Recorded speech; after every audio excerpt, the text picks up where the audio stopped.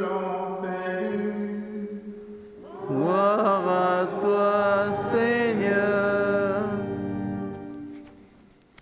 En ce temps-là, Jésus disait à ses disciples une parabole sur la nécessité pour eux de toujours prier sans se décourager.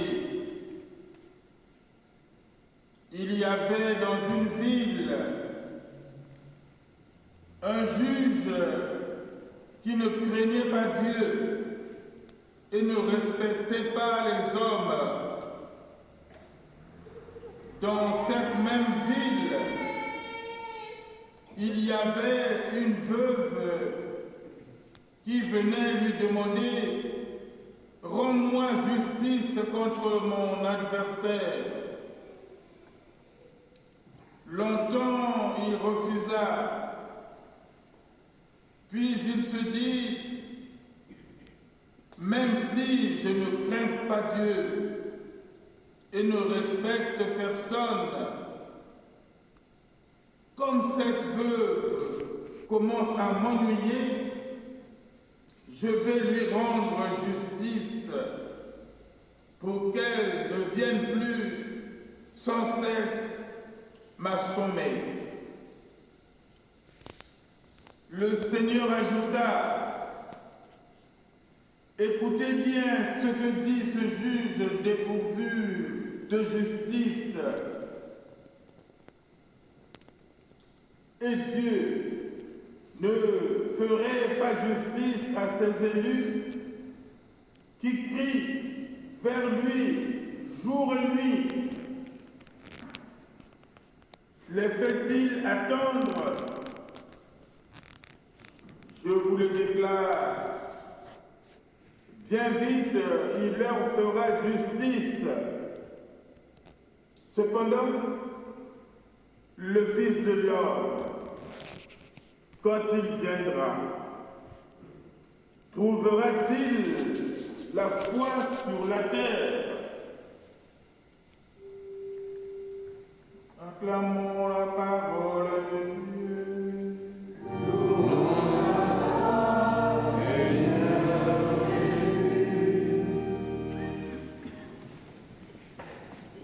Le Fils de l'homme, quand il viendra, trouvera-t-il la foi sur la terre?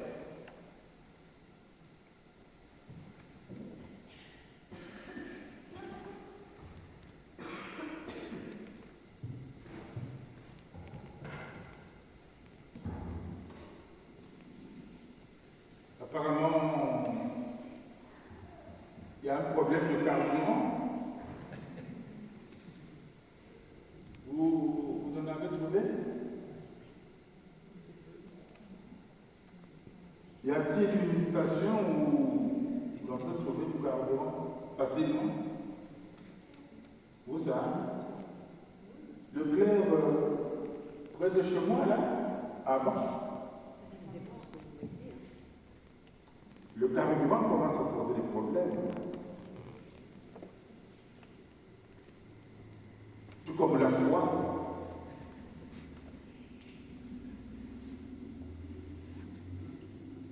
Est-elle une denrée rare, la foi?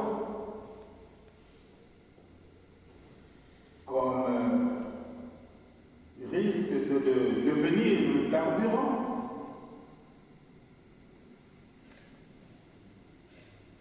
Moi, je repars dimanche dernier. Dimanche dernier, c'était quel évangile?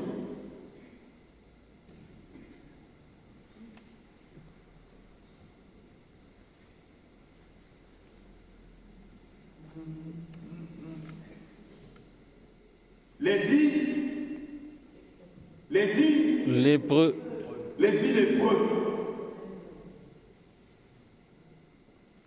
Nous sommes au chapitre 17 de Saint Luc.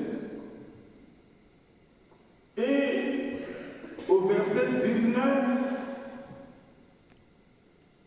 il ordonne aux lépreux samaritains, relève-toi, va,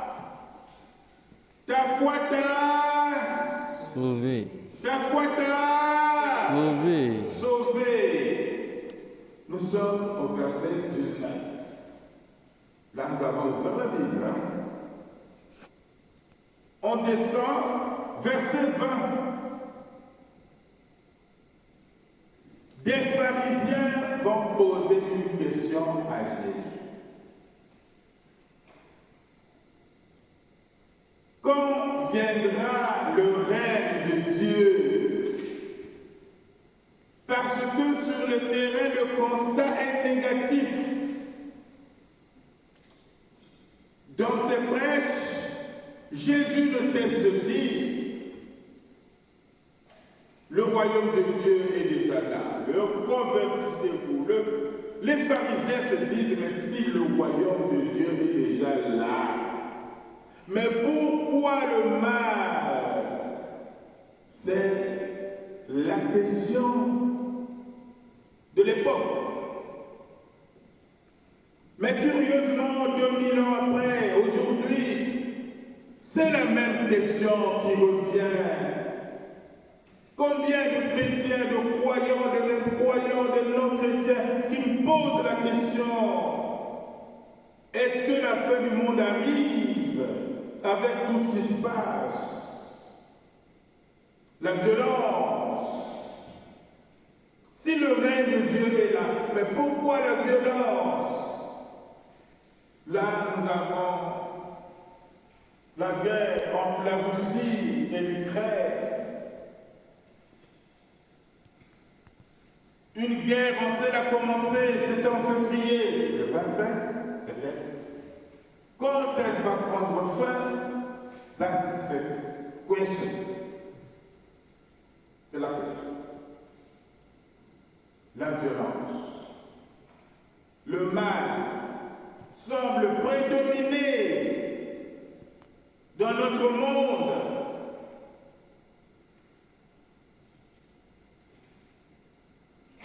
Et donc, au verset 20 du chapitre 17 de Saint Luc, c'est des pharisiens qui posent la question: à quand le règne de Dieu? Il arrive, mais c'est quand il arrive, quand? Et Jésus ne donne pas de date, mais il fait son speech sur la conduite à tenir. La question n'est pas à quand la fin du monde. Vous ferez quoi? Vous allez détruire vos maisons, vous allez acheter des maisons, vous allez parler. Mais comment faut-il attendre cette fin du monde?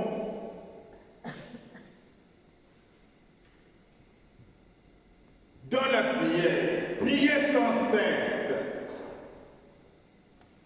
Comme pour la première lecture.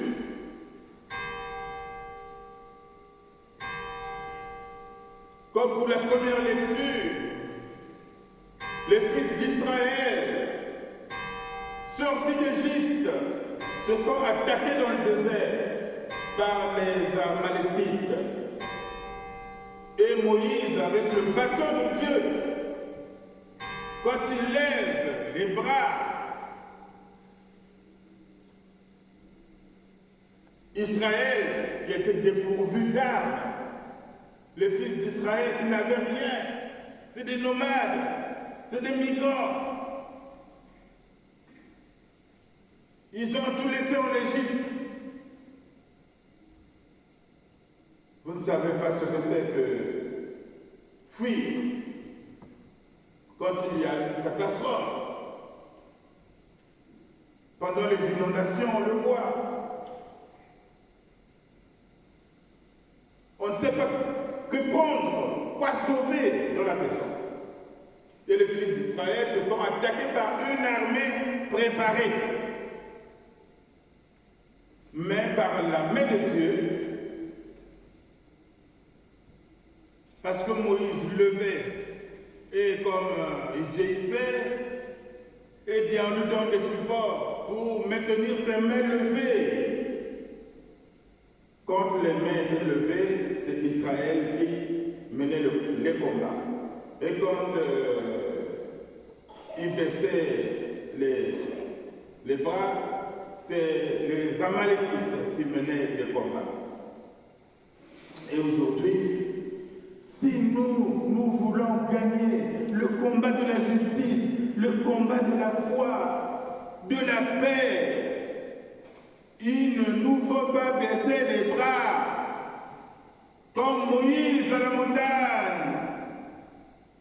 Les Amalécites contre les fils d'Israël.